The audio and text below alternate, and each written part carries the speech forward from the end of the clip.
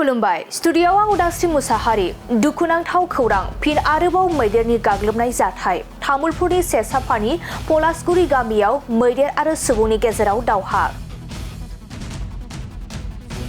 थांनाय हरनि 11 रिंगासो समाव हाग्रानि मानै मैदेरा फैनानै सेसाफानि पलासगुरि गामिनि माखुसि नार्जारिनि थाग्रा न'नि बेराखौ नारफ्लंनानै जानो थाखाय थिनानै दोननाय माइ आरो माइरंखौ जालाङो। फोरमायथिनाय बायदिब्ला माखुसि नार्जारिया उन्दुना थानाय समावनो हरखाबनो बारिजों फैनानै न'नि बेराखौ नारफ्लंनानै जानो थाखाय थिनानै दोननाय माइ आरो माइरंखौ जालाङो। तामुलपुर जिल्लानि सेसाफानि ओनसोलाव माखासे सान सिगांनिफ्रायनो मैदेर आरो सुबुंनि गेजेराव सानफ्रोमबो सोमजिबाय थानाय दावहानि सायाव हाग्रा बिफान आसाम सरकार आरो बीटीसी सरकारजों लोगोसे ओनसोलनि एमएलए एमएलए बिथांमोनखौ बेफोरनि सायाव जेबो राहा लानायखौ दासिम नुनो मोननाय जायाखै।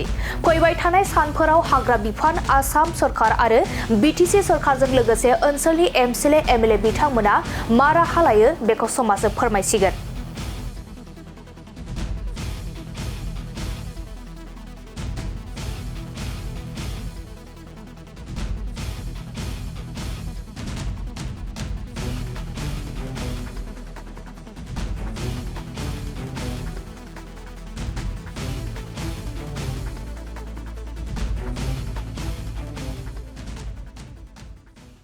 आंना माखुसि नार्जारि मा गामि कुमारपारा होननांगौ पलासगुरि होननांगौहाय कुमारपारा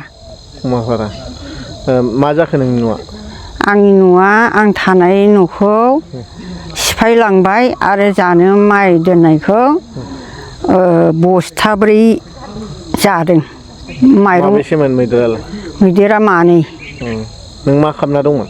आङो उन्दुनानै दंमोन ओमफ्राय उन्दुनानै दंखाय न' सिङावनो गाबख्रावबाय थाबाय रावखौबो मोनासै बेखौनो न'खौ सिफायनानै माइखौ जालांजोब्बाय। माइरंबो जादों माइबो जादों। माइआ बस्थाब्रै माइरं बस्थासे। नों हारसिं थायो?